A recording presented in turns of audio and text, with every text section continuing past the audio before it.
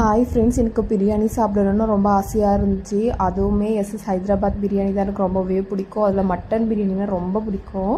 So அதுதான் order பண்ணியிருந்தேன். ஏன் நான் இப்போ சாட்டர்டே ஆர்டர் பண்ணி சாப்பிட்றேன் அப்படின்னா, இன்னும் கொஞ்சம் ஒரு 2-3 டேஸில் வந்து நான் ஹாஸ்டல் வெக்கேட் பண்ண போகிறேன். ஏன்னா என்னோடய கோர்ஸ் வந்து ஆல்மோஸ்ட் கம்ப்ளீட் ஆகிடுச்சு. அதனால் வந்துட்டு இன்னும் ஒரு 4-5 டேஸ்க்குள்ளே நான் ஹாஸ்டல் வெக்கேட் பண்ணிவிடுவேன். ஸோ ஹாஸ்டலில் இந்த மாதிரி சாட்டர்டே ஆர் சண்டே வந்து நான் என்னோடய ஃப்ரெண்ட்ஸ்லாம் சேர்ந்து மந்த்து ஒன்ஸாவது வந்துட்டு நாங்கள் ஆர்டர் பண்ணி சாப்பிட்ருவோம். ஸோ இனிமேல் இந்த மாதிரிலாம் ஆர்டர் பண்ணி சாப்பிட முடியாது. ஸோ அதுதான் கொஞ்சம் கஷ்டமாக இருந்துச்சு.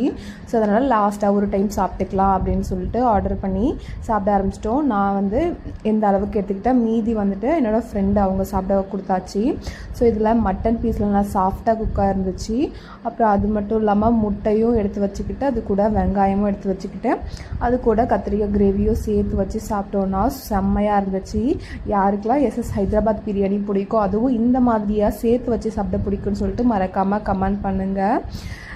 இனிமேட்டு ஹாஸ்டல் லைஃப் இல்லை அப்படின்போது ஒரு பக்கம் கஷ்டமாகவும் இருக்குது, ஒரு பக்கம் ஹாப்பியாகவும் இருக்குது. நான் 12th கம்ப்ளீட் பண்ணதுலேருந்து ஃபுல்லாகவே வந்துட்டு வீட்டிலையே இல்லை, வெளியே தங்கி தான் படித்தேன். ஸோ அதனால் எனக்கு இது செட் ஆகிடுச்சு. இப்போது வீட்டில் போயிட்டு இருக்கிறது எப்படி இருக்குன்னு தெரியல. நெக்ஸ்ட்டு ஜாப் பார்க்கணும். இந்த மாதிரி கமிட்மெண்ட்குள்ளே போகிறதுனால கொஞ்சம் பயமாகவும் இருக்குது. யாருக்கெல்லாம் வீடியோ பிடிச்சா மறக்காமல் லைக் பண்ணி சேனலை சப்ஸ்கிரைப்